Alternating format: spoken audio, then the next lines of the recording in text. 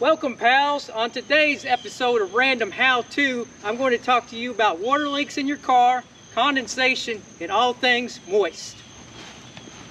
Now this baby right here behind me is Kentucky Blue, my 2011 Mustang Convertible, and I'm going to talk to you about some of the problems that I've encountered with water leaks over the years since I got this car in 2011, and hopefully you can apply it to your own car if you don't have a Mustang, and it'll help you out to not only prevent water leaks but to fix water leaks. So get ready to save some money, because these solutions are little to no cost to you and save you a lot of time, headache, and money. Now to start, let me give you a little background information on my Mustang here.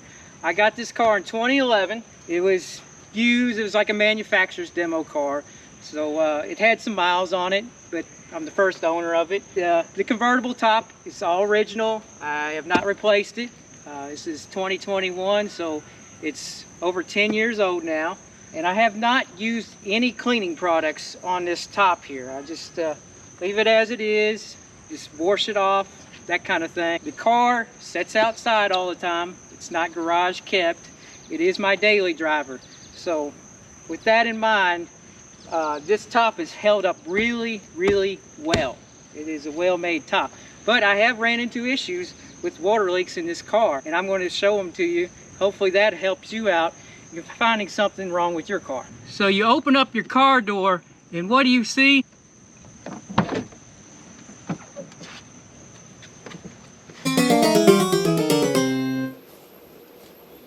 A big puddle on your passenger side floorboard, and you're thinking to yourself, what in tarnations? That's wetter than Cardi B's WAP. Wet apple pie, I guess. For some reason, I guess she likes to make her pies really moist. But anyway, the next thing you do is take your finger and see if it's green. Maybe you had your Mountain Dew in your glove box and you left it there and it spilled out onto the floorboard.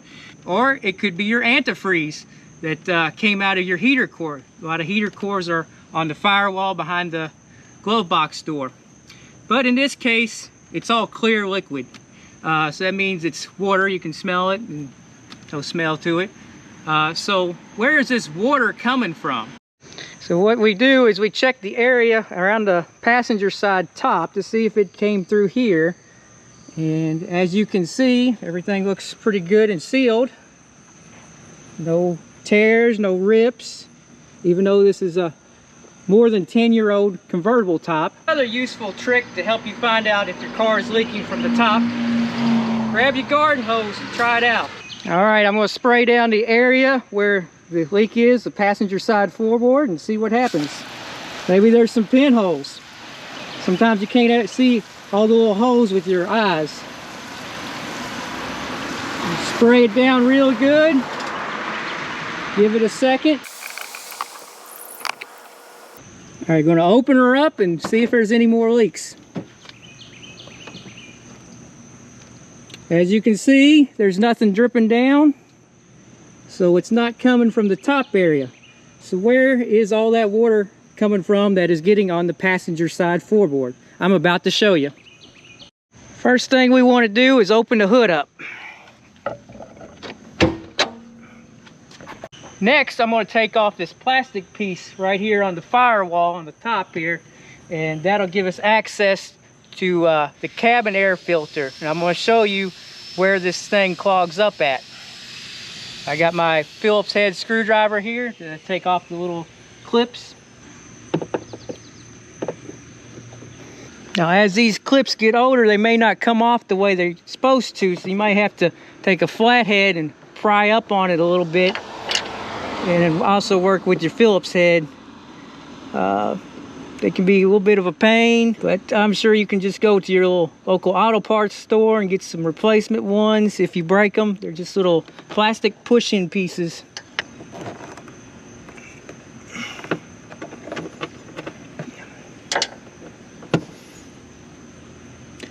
There you go. Finally got that sucker out, and as you can see, it's a little broke. No worries though. Just pry gently. Be careful not to break the main piece that you're working on.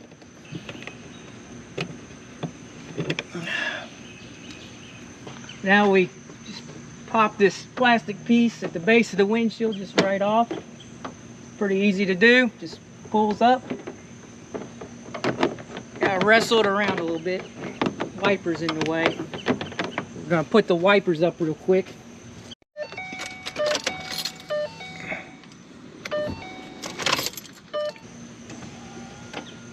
Now that the wipers are out of the way, should have no problem getting it out.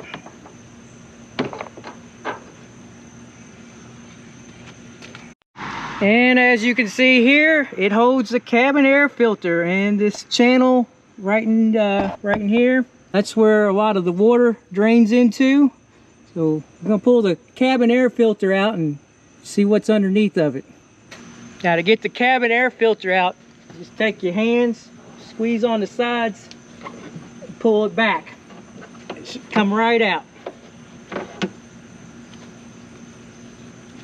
And there's what it looks like.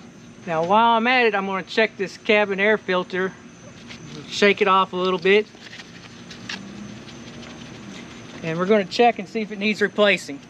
Now to check the cabin air filter, we hold the filter here up to the light and we check to see if there's any light that comes through.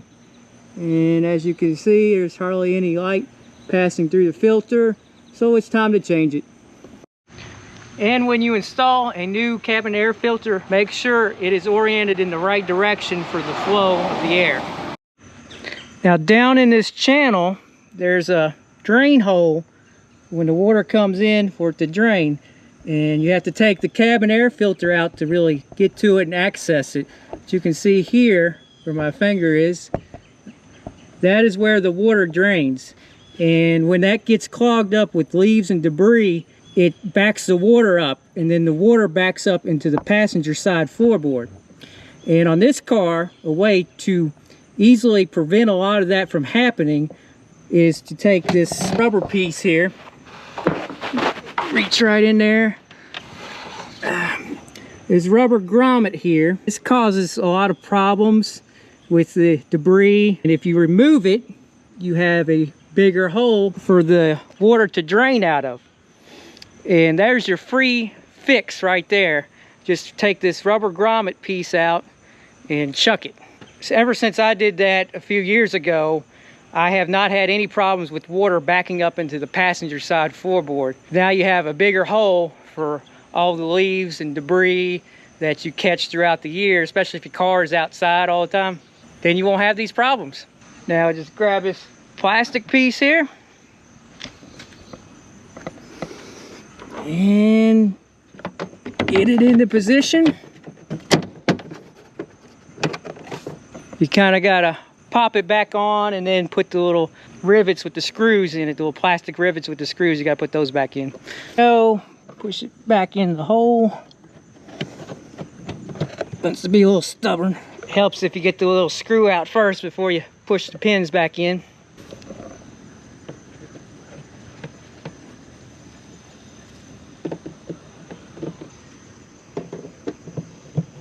And there we go, back in place.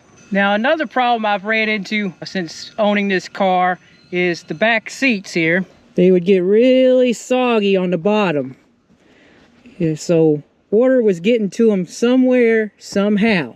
Now I did the test with the hose like I showed you earlier, and what I had seen happen was,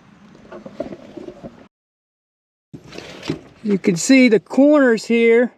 As I've used for illustration, some water coming down from the corner here on the interior side of the back glass of the convertible top. I had that issue with water coming in both corners, driver and passenger side.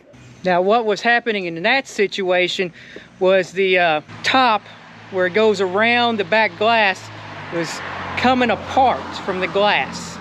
And this happens over time. The thing stretches and shrinks and all kind of stuff due to weather and just age, and you can replace it with a new top. But if you want to save some money like I do, and you want your top to last as long as it can, I'll show you what I did to remedy the problem. Now I did start out trying with some adhesive on the corners of the back glass. But as you can see, I did end up going with that. I went with duct tape because the adhesive didn't work for me, but it may work for you, so give that a try first. The cheap solution was to get some black duct tape and just put it around this area of the back glass.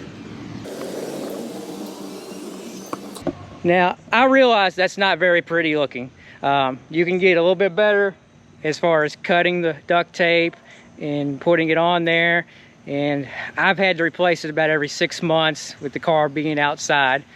Another thing you may do is contact an upholstery shop. See if they can make some more material for around that back glass. And you know, you'll have a smaller window to look out of, but that may be a cost-effective solution to ensure that you get the most out of your convertible top and you're not spending a fortune replacing it. And let me tell you something, when you have leaks coming in through the back glass and you have soggy seats that you haven't used for a long time, it makes for a very messy, wet, nasty situation when you go on a long road trip. Just ask my stepmom. She had the unpleasant experience of riding in the back with the soggy seats. So make sure that you fix those, because they can cause mold to build up in your car. With everything that has leaked in my car, I've had issues with condensation building up on my windshield of my car. And during the winter, that's not good, because I've had to scrape my windshield from the inside with a scraper. It's not a fun thing. And moving right along, we're going to talk about drainage. Take these doors on the car, for example. When they get filled up with water, they'll slosh around and make a lot of noise. And if the drain is clogged up for the door, then you won't be able to get rid of that water, and it'll just stay there and you'll hear it slosh around, and in the winter time it'll freeze up inside your door. That's not a good thing. I'm going to show you where the little drain is on this door, and you probably have one on your car as well. So right here on the bottom corner of the door right there is this little rubber piece right here. And if your water is not draining out of your car, you hear it sloshing around, try pulling this. As you can see, it's got a little bit of debris in here. So you want to get the debris out of the way, and your water will come out of this hole right here once you pull that piece off. And just remember to put it back in place and you get it all drained out.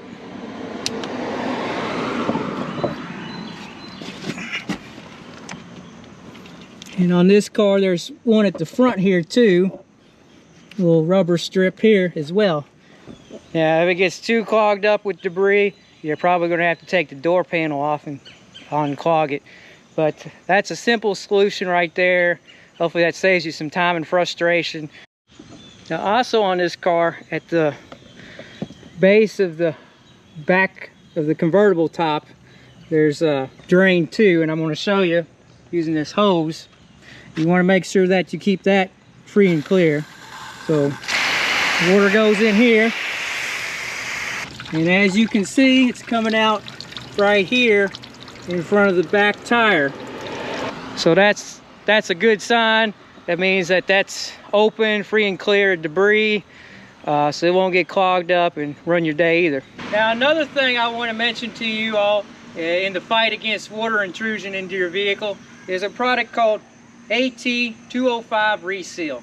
Now, I had first heard about this product on a YouTuber named Scotty Kilmer, very famous YouTube mechanic. He always recommends good stuff, gives good advice. So what this product does is it rejuvenates your seals. It's mainly marketed for engine seals, transmission seals, like rear main, front main seals, but it's also good for seals on your car as far as weather stripping is concerned. This product only comes in these bottles. It doesn't come in a spray bottle. So what you can do is buy your little dollar store spray bottle, make sure you label it, and you can just pour this into this spray bottle here and spray it on your weather stripping. Now, this product, it's very toxic, so you definitely want to make sure you wear protection when you're using this product, and be sure to follow the directions and guidelines on the bottle. I'll just spray some on this rubber seal here. And keep a rag handy and wipe off the excess. But that will help you make your weather stripping seals last longer. They help you keep the moisture and condensation out of your car so you don't have nasty mold and bacteria making you sick. That's it for today's episode. Hope you learned some good stuff there. Thanks for watching. Later. So if you never want to miss another random car video, remember, ring that bell.